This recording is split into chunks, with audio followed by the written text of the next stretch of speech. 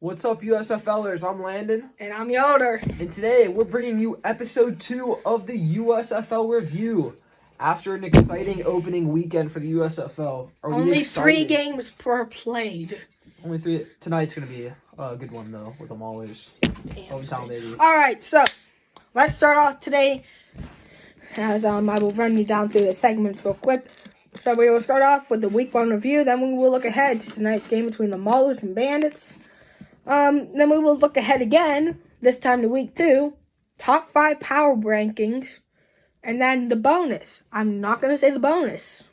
Wait till the end. It's a good debate. Decent debate. Decent debate. We're not good, we're not bad, we're not great. We're decent. Decent. All right. We're like Permani Bros. We're second best. All right. Let's start off with segment 1. Yoder, do you want to read? Let's go one by one. Game one by one. Yeah. So we'll start off with the week 1 Hey, review. that was an instant classic game. It was a really defense-heavy game up until the fourth quarter. That's when the scoring broke out. Yeah. But the final score of that one, of course, New Jersey 24, Birmingham 28. I think we both picked Birmingham on that one, so we're 1 for 1 so far. 1 for 1. Yeah. Okay, I'm just going to start off. The first play of the game, that was a ridiculous catch by the Generals. I was not able to see the first play of the game. His name was Randy Satterfield. He also scored the touchdown that opening drive. He's a really good player. Randy Satterfield. Look out for him to be the best wide receiver in the USFL. Yeah. He's very the one thing that I really liked, the refs let them play. They did not call every little thing. They let them play the game, and that's what I love. Yeah, that's right. Yeah, it's not like the NFL calling every little tiny speck thing. Yeah. Except in what was that 2019 NFC Championship game? Obvious pass interference. Oh, yeah. That's one you have to call there. But I'd say if you had to rate games, that would be game number 1 this week. Yeah. Of performance and impressiveness. All right. So, game number 2? Game number 2 was the Houston Gamblers and the Michigan Panthers, and I took a gamble. I won that gamble. Gamblers won 17-12 over the Panthers. All right, I'm just going to start out. Shea Patterson did not live up to expectations. I'm just going to leave it all up to Calp. I did not watch much of this game either. The Michigan Panthers looked horrendous. Yeah. They even have Paxton Lynch. He even came in. It looked ferocious. And even they had fights on the sideline of their own teammates. Teammates were fighting on the Michigan Panthers. Bro, I'm just saying, Jeff Fisher has to get this team in order if they want to go far. They have the talent. I just don't think that they have the chemistry that we need. One thing that I want to say about the USFL right now, why do they start on a holiday weekend? I don't know. There weren't many fans there. Exactly. Because of Easter Sunday, it's Easter. Crappy weather. Yeah. That's recipe for not good. Yeah. But if it like the first game, if it can live up to expectations like the first game did, then I'm really gonna love the USFL. If they have attendance like they do for the first game, they're gonna go a lot. Yeah. Well, not only that, betting. There's people that's gonna start gambling on it too. There's betting. They show. And then they're eventually gonna be like the NFL and get DraftKings on. And you know what? This is like a minor league development league for the NFL. It's basically the minors. So, like, if you look at it from baseball, the college football is now AA, USFL is AAA, and then NFL is Major can be League. AAA too.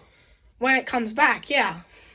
But if it comes back. But they can go far if they have attendance numbers like they did that opening night. Probably because it was the Birmingham game. You know, all the hometown fans want to watch their team play. Yep. And they have a good team. So you know what, Calby? I think it's time to give them a little hint of the bonus segment right now. The bonus segment does involve the XFL. It does. So stay tuned for that. So, yes. That's the only thing I'm giving you during this segment. I'll give you a bonus during every segment if I'm able to. Yes. Moving on, we got Blob versus Dave the Wave. Dave the Wave, of course, taking the dub 23-17. We both picked the Breakers in that one. Did you see anything in that one, Calpy? I didn't really watch that game that much, but I will say, I forget who, number 11 on the Stars made a ridiculous catch. It certainly wasn't Blob. It wasn't Blob. It wasn't Blob, but it was a ridiculous catch. That's such a dumb name, though. Blob. Blob? Like Blob. It reminds me of a fat guy who I feel like people just voted for that name for the memes, honestly. Yeah. Not to hate. When I hear Blob, I'm reminded of like a fat guy who can't even get into his car. Philly has a pattern of terrible names and mascots. Oh yeah, we went over this on Friday, so go check that one out. If you haven't, yes. Okay, so now we are at the point where we look ahead to the Maulers and Bandits. Pittsburgh is the home team, and I say that in quotes. Tampa Bay is a 4.5-point favorite. You can watch that tonight on FS1 at 7 p.m. We both picked the Maulers for this game. Calby was not considering picking the Maulers. Bandits have a good team. They do have a good team. I'm saying it right now. This game is going to be good. It's going to be, in my opinion, these two teams are in the top 4 in terms of talent they have on the team. Yes, and the one rule we have to do and implement into this power rankings: the Bandits and Maulers cannot be in there because we have not seen their play yet, so they are not allowed to be in there. So I'm thinking this is going to be a defensive game too. Yeah, Maulers have a good defense. Tampa has a good defense. Yeah. So really, what it comes down to is what offense can outplay the better defense, or what defense wears down first. That's going to be important. It's going to be important. Yeah, it's going to be important who drinks more pickle juice on the sidelines. In the draft, the Maulers had the first pick for O lineman, so watch out for that. I think they have a really good O line, so maybe they can get a run game going. I know the Maulers head coach is a former running back coach for the Rams. So watch for them to have a lot of good running plays as well. And I have basically nothing else to say about that game other than the Maulers gone championship. All right, segment 3. Segment 3, we are looking ahead to week 2, so I have to change this to week 2. And by the way, Calpy, why don't you give them another hint about our bonus segment? The bonus segment includes 3 different football leagues. All spring leagues. All spring leagues. All spring no leagues. NFL. All spring leagues. Who knows? It could be the AAF. It could be the 1980s USFL. That was a good league. USFL. Yeah. All right, moving on. So we're looking ahead to next week. We start off again on Saturday. Wait, do we start off on Saturday? Yeah, Maulers, I think, have a noon kickoff on Saturday. No, we start off on a different date. What? I don't know. It doesn't say on here. Friday, April 22nd, we start off with the Michigan Panthers and the New Jersey Generals. Both of them coming off a short week. Ooh, that's gonna be. You can watch that at 8 p.m. on USA. It's a battle of Owen teams right now. 0-1. Someone's gonna get that first win. Teams. Someone's gonna get that first win. Someone's gonna still be winless, like the 2016 Cleveland Browns. Do we have to pick that game then today, since it's a Friday game? And our next podcast will come up on Friday. I say we wait till Friday to pick that game still, because more likely than not, it's going to come out before that game goes live. That's true. All right, I like that. So we're going to pick the Maulers game still on Friday. Well, that's going to be a good game. There's no favorites right now for any of these. Yeah. So they'll come out like halfway through the week. And then you got on Saturday at noon, you got the Pittsburgh Maulers against Blob on Fox. The in-state rivalry. I know the Fox was pushing a rivalry. I forget what the name is. I think it's like I don't know. But they were pushing a rivalry name. I don't know what it is, but since it's in-state battles, watch this one to get physical. It's the battle for Pennsylvania, some may say. That's always an exciting battle. Yeah. I miss Penn State Pitt in... I mean, Pitt, West Virginia, what is it? The backyard brawl. They signed 4 more years. Doing it for 4 more years, so. I just wish that Pitt Penn State was still a thing. Yeah, anyway. Back to the USFL. Then we got the Birmingham Stallions against the Houston Gamblers at 7 p.m. That game is on FS1. I don't think I mentioned this, but you can watch the Pittsburgh-Philadelphia game on Fox at noon on Saturday. You have anything to say about Birmingham-Houston, Cal? I'll expect Birmingham to be heavy favorites in that game. That's all I'm gonna say. Home field advantage. Home field, and they have a really good squad there. Yep. And then you got the New Orleans Breakers versus the Tampa Bay Bandits. That game will be played at 3 p.m. on NBC. They have no primetime games on. Is this a Sunday game or no? Sunday game, yeah. What's the game before that? The game before that is Birmingham, Houston at 7 p.m. On the Saturday. Okay.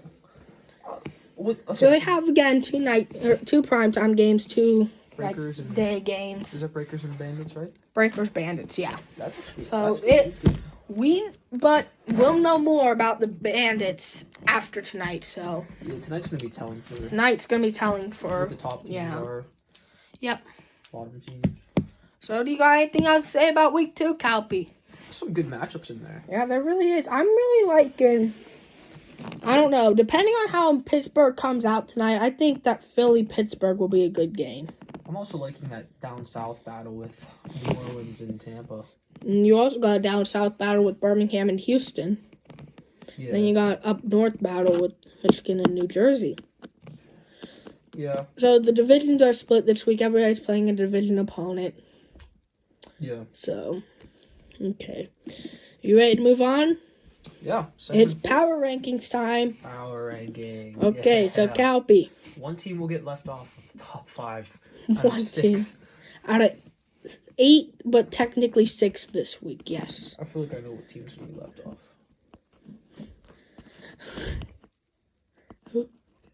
Yeah, that's what I was thinking. Anyway, but number 5, I'm probably going to have to go with... Probably going to have to go with Houston. Houston? They came up against a sloppy team yesterday, apparently. Didn't they just barely win? They won by 5 points. So Michigan still could have won that game. Houston has a good quarterback. I think Clayton Thorson from Northwestern. He's a really good quarterback. Honestly, though, if you're Houston there and you know you're going to only be up by 5, why would you just kick the field goal? Go for 3. Go for 3. Go for 3. Make it an 8-point game. 3. Or we haven't. How many times have we saw people go for 3 in the XFL? Was that a thing in the XFL? Yeah, you could either go for 1 from a PAT from the 5. You could go for 2 from the 10 or 3 from the 15. 2 from the 10? Yes. What? It wasn't hard enough with all the pressure at the 2-yard line. Anyway, speaking of which, I will give you a little bit more hints towards the bonus segment. It is a debate. Just a debate. It's a debate. A debate. All right, so which means you guys can type your opinions in the comments below. Yes. Unless you're a college football guy. We love to hear your guys' opinions. Yeah. So make sure you drop a like, comment, subscribe. Turn on the notifications. We're doing our first podcast wasn't bad. 40 views. Yeah. Ain't counting, probably. Ain't counting, yeah. But, so, I'm going to quickly say our record. So far, I am undefeated in the Pick'em. Landon has 1 loss in the Pick'em. Michigan. But, we're all fine. We both picked Pittsburgh, so we're either both going to stay where we are. So I'm either going to stay undefeated, and he's going to stay at 1 loss, or he's going to have 2 L's, and I'm going to have 1 L. Either way, I'll still be out in front of Calpy here, coming out of week 1. All right, number 4. We are doing the power rankings. Number 5, we did say Houston. Number 4, I honestly probably am going to go with Michigan. That's what I was thinking too. Michigan.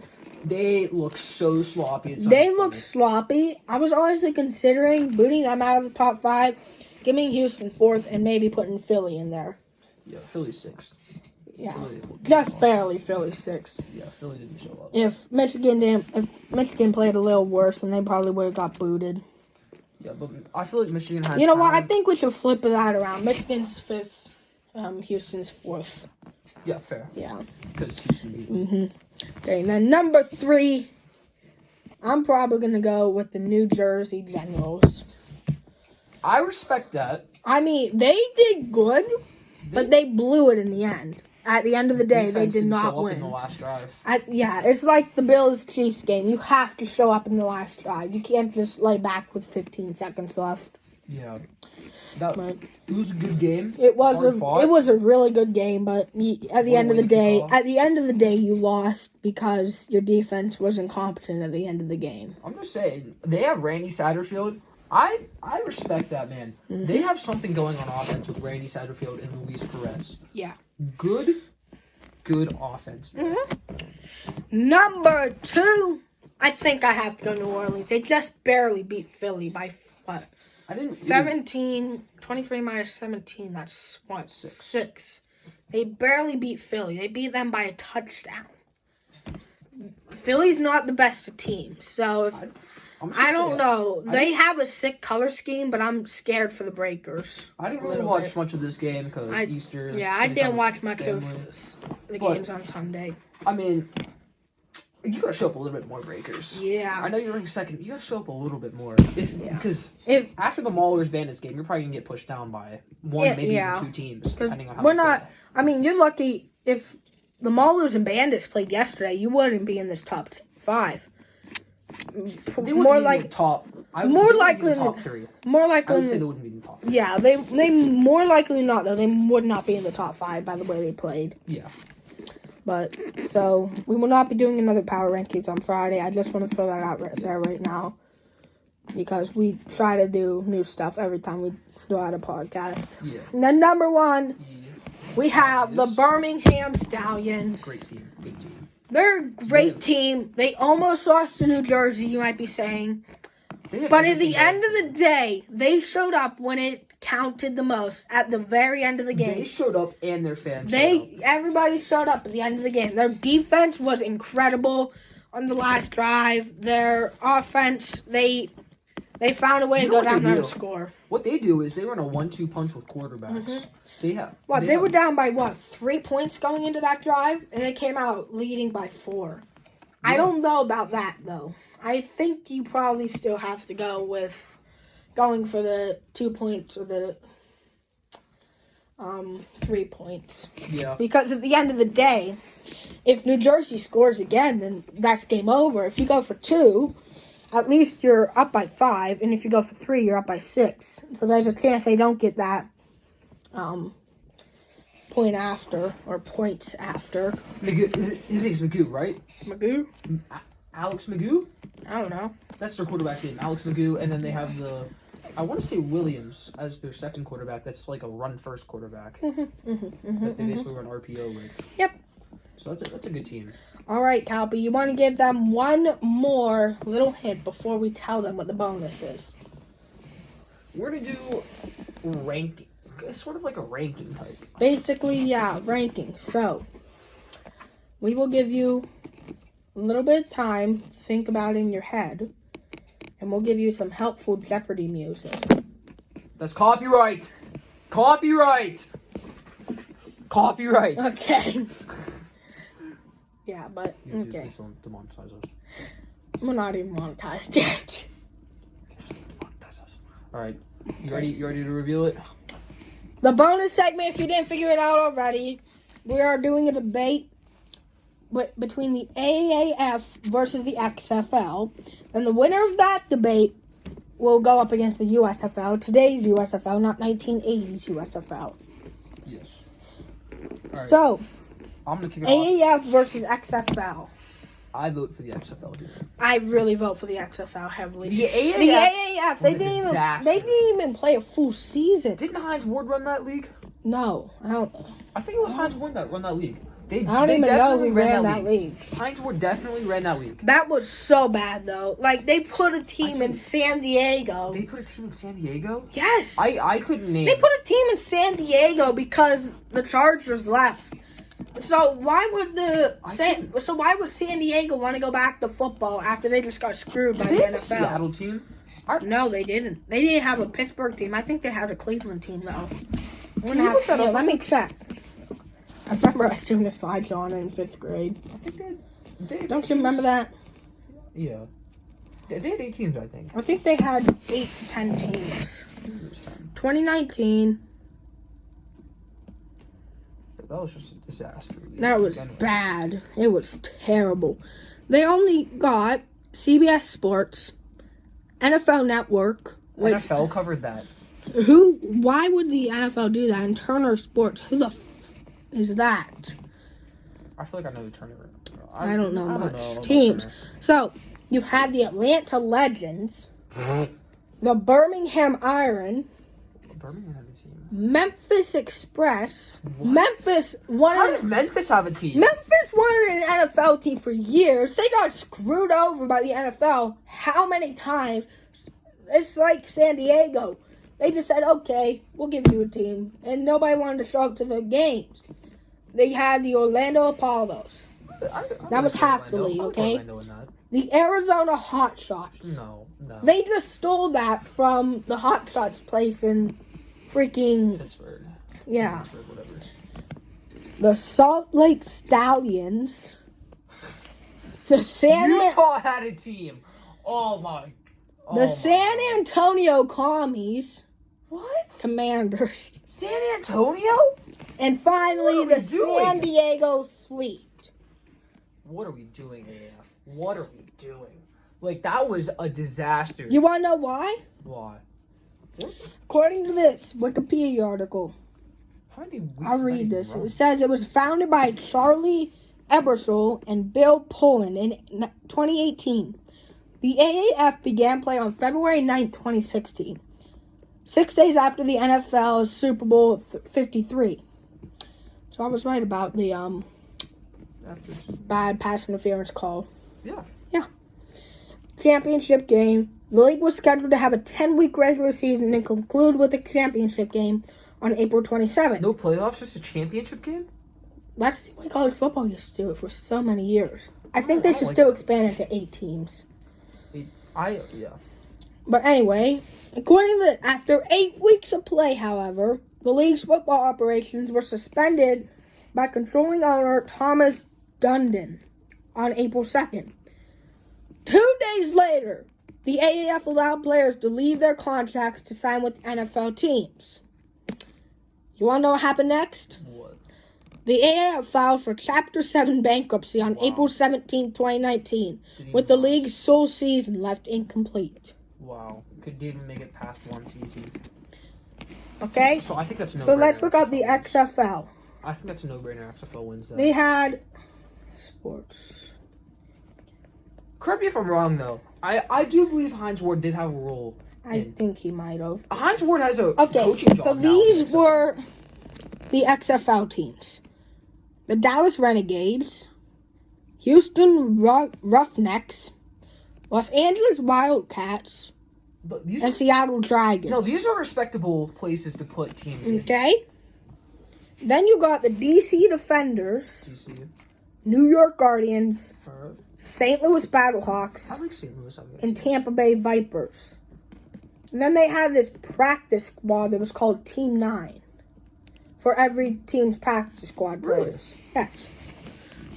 So here's a little brief history on the XFL. Besides the 8 competitive teams, the XFL had operated a centralized practice squad and farm team, which operated as a full team with a coaching staff and a 40-man roster, but didn't play on the record games against the other 8 teams. The team shared practice facilities with the Dallas Renegades and was initially known as Team 9. Team 9 replenished itself after Week 5 with team members were assigned to rosters after expanded to 57 players each. But the season ended abruptly. Due to COVID. A report came out that sources blah blah. Yeah, but anyway, it was on April 6, 2022. A report came out that sources close to the league had mentioned that XFL would be keeping 5 teams in their original 2020 locations, which are DC, St. Louis, Dallas, Houston, and Seattle, adding 3 new cities: San Antonio, Orlando, and Vegas. I respect Vegas. Tampa Bay, New York, and LA are not expected to be returning cities for the XFL in 2023. It is currently unknown whether the same team identities from 2020 would be returning. But yeah, So this is why the XFL had to stop. Just so you know, the XFL was owned by Vince McMahon. The XFL got screwed by COVID, though. It says after only 5 weeks of playing its inaugural 2020 season, the league's operations slowly came to a close due to the COVID-19 pandemic and filed for bankruptcy on April 13th. On August 23rd, 2020, actor producer, famous professional wrestler, and former Miami Hurricane defensive lineman Dwayne Johnson and longtime business partner Danny Garcia led a consortium with Gary Cardinals Redbird Capital to purchase the XFL for $15 million. That's it. Hours before the auction could take place. The league currently has plans to return in February 2023. So what I'm thinking is going to happen with that is they're probably going to have like the XFL and then the AFL or AAF. Or not AAF, USFL. Because USFL, of course, started in April. Yeah. The XFL probably is going to end around the same time the USFL starts. At least that's probably the way the leagues are going to try to plan it. If you think about it, the league's probably going to end, you want to say... Probably around mid-April. Midsummer. The USFL says they're ending like in June. So then if you go June to August, September, maybe even October for the XFL, basically right as NFL starts. I don't or know. You can do what this suggests and do like February to mid-April and then take like February to the week before Easter. And then the week after Easter, the USFL starts and ends whenever they want to end. Do the XFL and NFL have a partnership? Yes, they do. That's what I thought. Okay. That's not good for the USFL if they're competing. I think the NFL and USFL have a partnership though too. So I don't know. Oh, it's gonna be dirty if they have to go against each other during the year. Let me just say though, XFL had a big fan base. Yeah. A big fan base. Which begs a question though. XFL or USFL? Here's my positives and negatives. Positive for the XFL. They play in their city's hometown. But that's what the USFL is planning to do next year. If the big key word here is if they can stay. They survive this year. Which is going to be the hardest year. Yes. They're saving on travel expenses, which is kind of smart. Be able to do more stuff. Yeah. I don't know. But they will also be able to create a scary mascot. But the XFL, they have a slight advantage because they play in hometowns. So that's how you're going to get attendance. Which also begs the question, Calpy. If, say, the USFL folds to the XFL, is it like the AFL and the NFL? Does the XFL claim the teams from the USFL? You know what should happen? Like, do they merge together? Do what the AFL and NFL did. Their top team goes against the XFL's top team. Whoever wins that battle wins the championship for that year. Oh, I'm liking that, Calpy. But then you got a situation where people's complaining if one league's always winning. But to answer your question, that is unfair. If they do merge, I would actually like that as a just full-time spring league. Yeah. In my opinion. Have a nice little 10-week league have a nice little 10-week league. Because if they merge, you add all those expenses together, you could probably add like 4 more teams to the Have between a 10 and 14-week league. Start at mid-March, take a week off for Easter in between. Yeah. Have them start practicing and stuff mid-March. Take a week before Easter, and then after that week of Easter, start the league until June or July or something. Here's my problem though. Because June, July, that's when the NFL is starting to ramp back up again, and you're going to have some pretty tough competition then. The end of April is when the NFL has its draft. Yeah. When would, say, if they were to merge together, the USFL and XFL have their draft? Beginning of the season.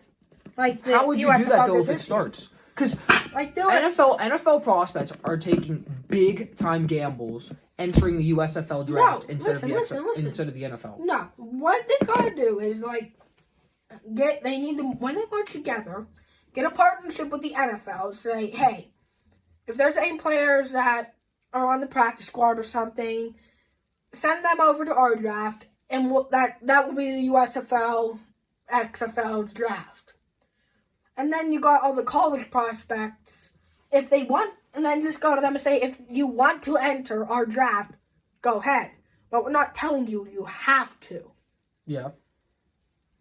Which, more likely than not, most of them will go for the NFL. I feel like But Power like, 5 you teams. gotta, but it's like what Calp said. The USFL and XFL is like basically a new tryout for the NFL. So I wouldn't be shocked if the NFL just lets that happen.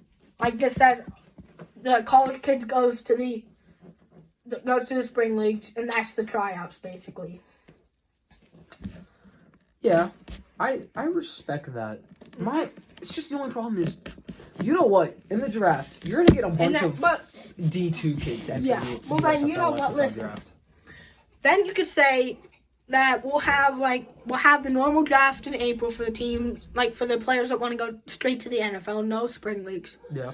And then have a USFL XFL draft for the NFL this time in July, after the league's wrapped up. Mm-hmm.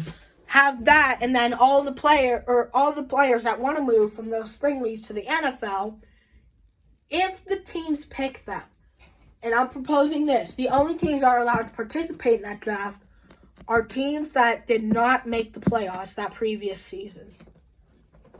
So, like, the Steelers, the Eagles, the Rams, they would not be able to compete in that draft. I honestly like that idea. I really do like that idea.